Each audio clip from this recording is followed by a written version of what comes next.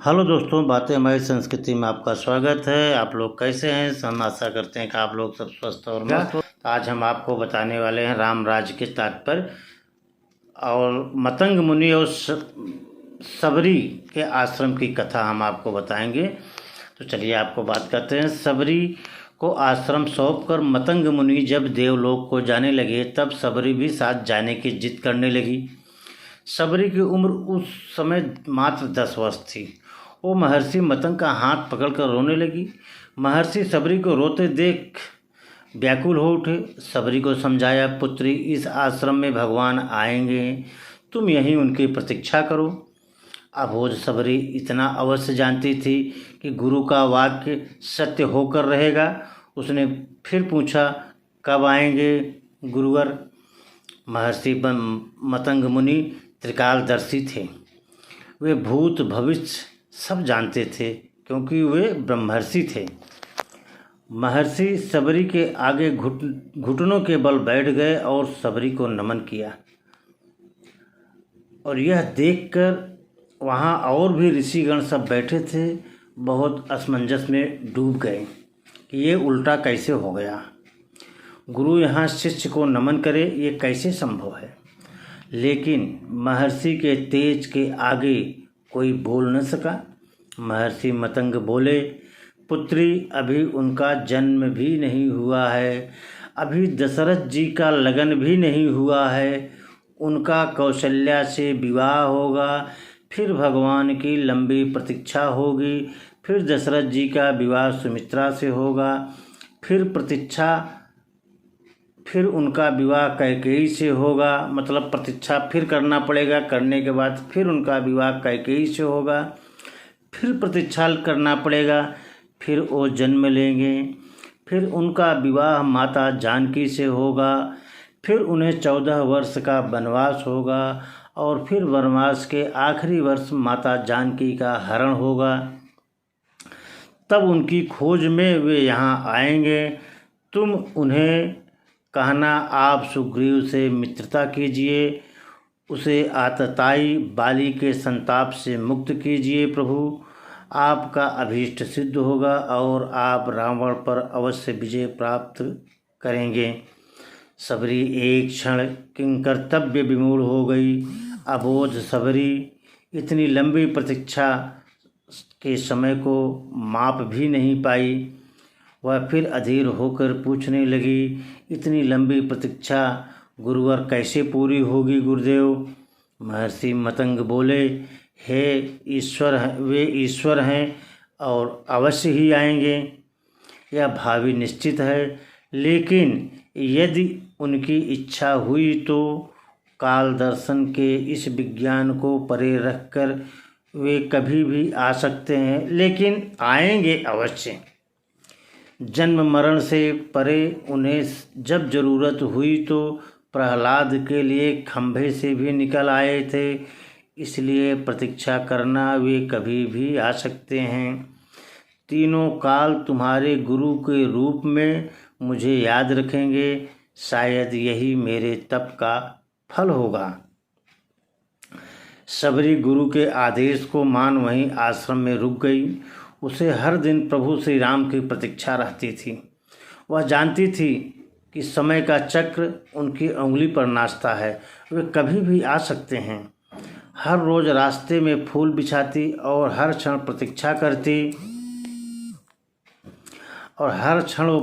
करती और प्रतिदिन फूल बिछाती थी। कभी भी आ सकते हैं। हर तरफ फूल बिछाकर हर क्षण प्रतीक्षा। सबरी बूढ़ी हो गई, लेकिन प्रतीक्षा उसी अबोध चित्त से करती रही। और एक दिन उसके बिछाए फूलों पर प्रभु श्री राम के चरण पड़े। सबरी का कंठ अवरुद्ध हो गया, आंखों में आंसुओं की धारा फूट पड़ी। गुरु का कथन सत्य हुआ, भगवान उसके घर आए। तो मित्रों, गुरु का कथन कभी असत्य नहीं होता, वो सत्य ही होगा। गुरु चाहे जो हो, जो कहेगा तो जरूर आपकी मनोकामना भगवान पूरा करेगा।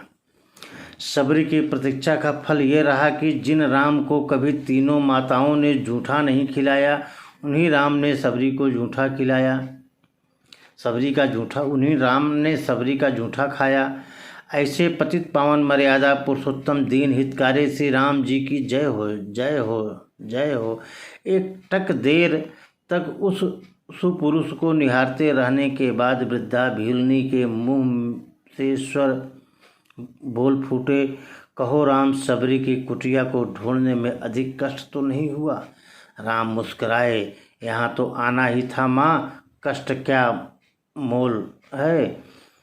जानते हो राम, तुम्हारी प्रतीक्षा तब से कर रही हूँ जब तुम जन्मे भी नहीं थे। यह भी नहीं जानती थी कि तुम कौन हो, कैसे दिखते हो, क्यों आओगे मेरे पास। बस इतना ज्ञात था कि कोई पुरुषोत्तम आएगा जो मेरी प्रतीक्षा का अंत करेगा। राम ने कहा, तभी तो मेरे जन्म के पूर्व ही यह तय हो चुका था कि राम को सबरी के आश्रम में जाना है। एक बात बताऊं प्रभु, भक्ति 2 प्रकार की शरणागति होती है। देखिए मित्रों, सबरी इस समय बता रही है भगवान को कि भक्ति 2 प्रकार की शरणागति होती है। पहली वानरी भाव, दूसरी मर्जारी भाव। अब वानरी भाव क्या है, मैं आपको ये बता रहा हूँ। बंदर का बच्चा अपनी पूरी शक्ति लगाकर अपनी माँ का पेट पकड़े रहता है ताकि गिरे न। उसे सबसे अधिक भरोसा माँ पर ही होता है और वह उसे पूरी शक्ति से पकड़े रहता है। यही भक्ति का भी एक भाव है जिसमें भक्त अपने ईश्वर को पूरी शक्ति से पकड़े रहता है और दिन रात उसकी आराधना करता रहता है। ये रहा वानरी भाव। और अब आपको मैं बता रहा हूँ मार्जारी भाव। पर मैंने यह भाव नहीं अपनाया है। सबरी कह रही है भगवान से कि मैंने यह भाव नहीं अपनाया है।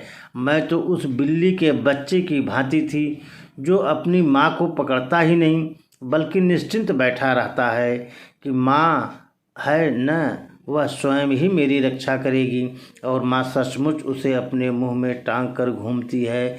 मैं भी निश्चिंत थी कि तुम आओगे ही, तुम्हें क्या पकड़ना है। ये रहा मर्जारी भाव। और राम मुस्कुराए। भील ने पुनः कहा, सोच रही हूँ बुराई में भी तनिक अच्छाई छिपी होती है न। कहाँ सुदूर उत्तर के तुम, कहाँ घोर दक्षिण में मैं। तुम प्रतिष्ठित रघुकुल के भविष्य में वन की भीलनी। यदि रावण का अंत नहीं करना होता तो तुम कहाँ से आते। राम गंभीर हुए और कहा, भ्रम में न पड़ो माँ, राम क्या रावण का वध करने आया है। रावण का वध तो लक्ष्मण अपने पैर से बाण चलाकर भी कर सकता है। राम हजारों कोस चलकर इस गहन वन में आया है तो केवल तुमसे मिलने आया है। माता की सहस्त्रों वर्षों बाद भी जब कोई भारत के अस्तित्व पर प्रश्न खड़ा करे तो इतिहास चिल्लाकर उत्तर दे, इस राष्ट्र को क्षत्रिय राम और उसकी भीलनी माँ ने मिलकर गढ़ा है। जब कोई भारत की परंपराओं पर उंगली उठाए तो काल उसका गला पकड़कर कहे कि नहीं, एकमात्र ऐसी सभ्यता है जहाँ एक राजपुत्र वन में प्रतीक्षा करती एक वनवासिनी से भेंट करने के लिए 14 वर्ष का वनवास स्वीकार करता है। तो मित्रों, ये रही सबरी और मतंग मुनि द्वारा बताए गए। सबरी को जो उपदेश दिया, सबरी ने उस पर नित्य निर्भर रही और भगवान ने उसको दर्शन दिया। तो सबरी ने यहाँ सबको बताया कि भक्ति में शरणागति 2 प्रकार की होती है, एक मर्जारी, एक वानरी भाव, एक मार्जारी भाव। तो मित्रों, अगर ये जानकारी आपको अच्छी लगी हो तो हमारे चैनल को सब्सक्राइब करिए और चैनल के साथ जुड़े रहें। लाइक ज़रूर करें। धन्यवाद।